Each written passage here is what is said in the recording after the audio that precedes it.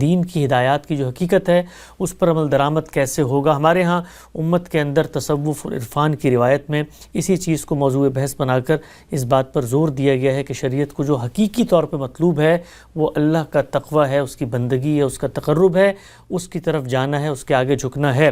جس وقت تصوف و عرفان پہ تنقید کی جاتی ہے تو ایک بنیادی سوال سامنے آتا ہے کہ اگر تصوف و عرفان کے ذریعے ہم نے اس مقصد کو حاصل نہیں کرنا تو پھر نیکی کو حاصل کرنے کے قرآن و سنت کی روشنی میں ذرائع کیا ہیں اور وہ عملی تصویر کیا ہے جس کے ذریعے ایک بندہ مومن اپنے رب کی بارگاہ میں سرخرو ہو سکتا ہے۔ اسی موضوع کو لے کر حاضر خدمت ہیں حضرت سابق ہمارے ساتھ تشریف فرمائے جناب جاوید احمد غامدی صاحب۔ السلام علیکم غامدی صاحب۔ وعلیکم السلام۔ ہم سب تصوف پر آپ کی کیا معروضات ہیں، کیا تنقیدات ہیں، کیسے آپ دیکھتے ہیں قرآن کی روشنی میں، اسی طریقے سے جو کچھ تصورات عملی طور پہ بنے ہیں، توحید کے ہوں، رسالت کے ہوں، آخرت کے ہوں، نبوت پہ ہوں، تفصیل سے آپ کا نقطہ سامنے آتا رہتا ہے۔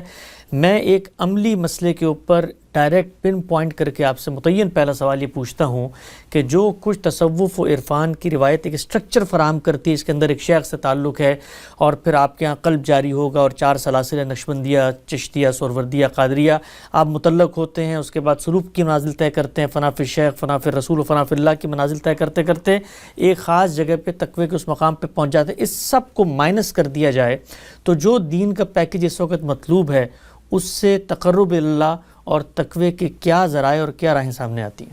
اس میں سب سے پہلی بات یہ ذہن نشین کرنی چاہیے کہ ہمارے لیے کیا چیز مطلوب ہے، کیا چیز ہماری منزل ہے، کیا چیز نصب العین کی حیثیت رکھتی ہے، ہمیں دنیا میں کیا چیز حاصل کرنی ہے۔ کیا دین اس معاملے میں رائے قائم کرنا دوسروں پر چھوڑ دیتا ہے یا وہ خود یہ بات بتاتا ہے؟ میں نے بارہا یہ عرض کیا ہے کہ دین کی ہدایت پیغمبروں کے ذریعے سے اب دی گئی ہے تو دونوں باتیں بڑی صراحت کے ساتھ واضح کر دی گئی ہیں۔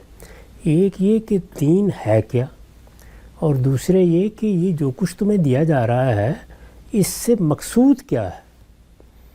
کوئی بھی چیز جب آپ اختیار کرتے ہیں تو میرے نزدیک انسانی سطح پر سب سے پہلا سوال ہی یہ پیدا ہوتا ہے کہ اس کا ہدف کیا ہے، کیا چیز ہے جو حاصل کرنا پیش نظر ہے۔ تو قرآن مجید میں جو رسالت مآب صلی اللہ علیہ وسلم کے تقرر کی آیت ہے وہ اس پورے سوال کا جواب دیتی ہے۔ وہ یہ کہتی ہے کہ اللہ تعالیٰ نے انسانوں پر بڑا احسان کیا ہے کہ اپنا پیغمبر بھیجا ہے، اور جب پیغمبر بھیجا ہے تو اس کو ایک طرف وہ حکمت عطا فرمائی ہے جو حکمت تمہارے علم و عمل کے لیے ضروری ہے، اس کی بنیاد بنے گی۔ وہ دین کیا ہے یہ بھی بتائے گی، دین کی حقیقت کیا ہے یہ بھی بتائے گی، دین میں کیا چیزیں مطلوب ہے یہ بھی بتائے گی، دین کن احکام کا مجموعہ ہے یہ بھی بتائے گی، اور پھر ان احکام کے نتیجے میں جو قانون اور ضابطہ بنتا ہے جس کو شریعت کہا جاتا ہے وہ بھی ہم نے اس پیغمبر کے ذریعے سے دی ہے، وہ تمہیں سکھائے گا۔ ٹھیک، میں نے اس کو اپنی کتابوں میں واضح کیا ہے کہ دین کی جو ہدایت بھی ہمیں دی گئی ہے وہ 2 اجزاء میں ہے، 2 حصوں میں ہے، ایک الحکمہ، ایک الکتاب۔ الحکمہ کیا ہے؟ الحکمہ میں وہ چیزیں ہیں جو ہمیں ماننی ہیں۔ ماننے کا مطلب یہ ہے کہ ہمیں ان چیزوں کو اس طرح ماننا ہے جس سے ہمارے علم کی تطہیر ہو جائے، ہمارا علم پاکیزہ ہو جائے، ہمارے علم سے ہر آلودگی دور ہو جائے اور ہمارا علم بالکل درست سمت میں اپنے لیے راستہ متعین کر لے۔ ٹھیک، اور وہ چیزیں جن کا تعلق عمل سے ہے ان کو قاعدے ضابطے میں تبدیل کر کے شریعت کا حکم بنا دیا جاتا ہے۔ اس سے مقصد یہ ہوتا ہے کہ انسان کی مدد ہو اور اس کو 2 اور 2 4 کے طریقے پہ بتا دیا جائے کہ تم نے یہ کرنا ہے، تم نے یہ کرنا ہے، تم نے یہ کرنا ہے، اور اس کے نتیجے میں تمہیں یہ چیز حاصل ہو جائے گی۔ درست۔ یعنی ان چیزوں کے اجزاء میں بھی مقاصد بیان کر دیے جاتے ہیں یا ان کا ریشنل سمجھا دیا جاتا ہے۔ تو یہ دوسری چیز شریعت ہے۔ اس کو سادہ لفظوں میں بیان کیجئے تو ایک ایمان و اخلاق کی چیزیں ہیں اور دوسرے قانون کی چیزیں ہیں۔ ان دونوں چیزوں کو بالکل متعین طریقے پر دین میں واضح کر دیا گیا ہے۔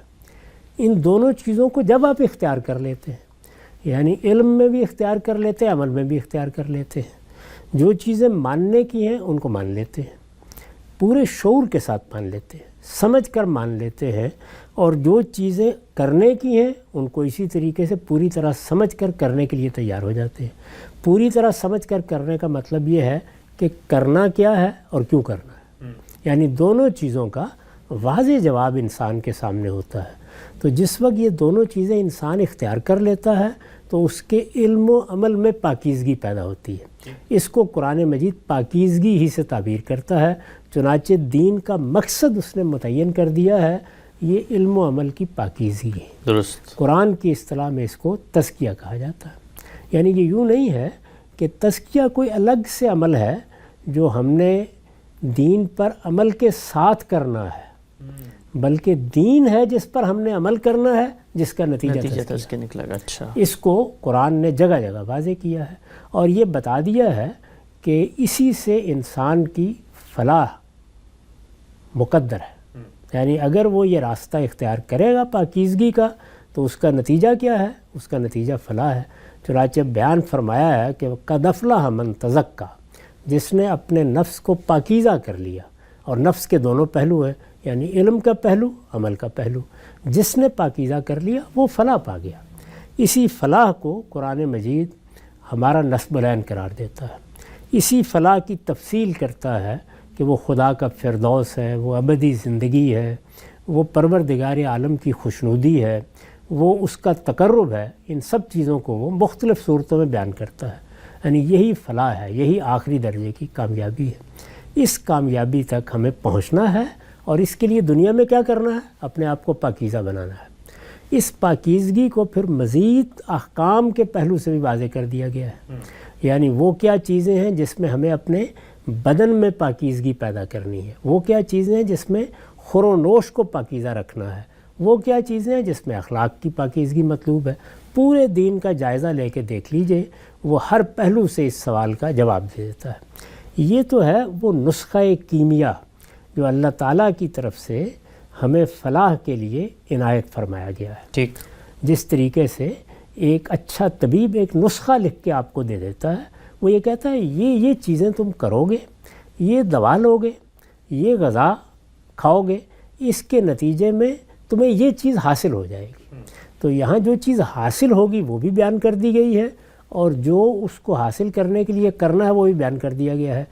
اس میں اب کسی شخص کے لیے یہ گنجائش ہی نہیں ہے کہ وہ ایک تن کے برابر کوئی کمی کر دے یا ایک تنکے کے برابر کوئی اضافہ کر دے۔ ٹھیک، چنانچہ رسالت میں آپ صلی اللہ علیہ وسلم نے متنبع کر دیا ہے کہ یہ جو ہمارا امر ہے، یعنی امر دین، یہ جو دین کا معاملہ ہے، اس میں اب جو کچھ میں نے بیان کر دیا ہے، یعنی پیغمبر کی حیثیت سے، یہ اللہ کی حجت ہے، یہ تم پر قائم ہو گئی ہے۔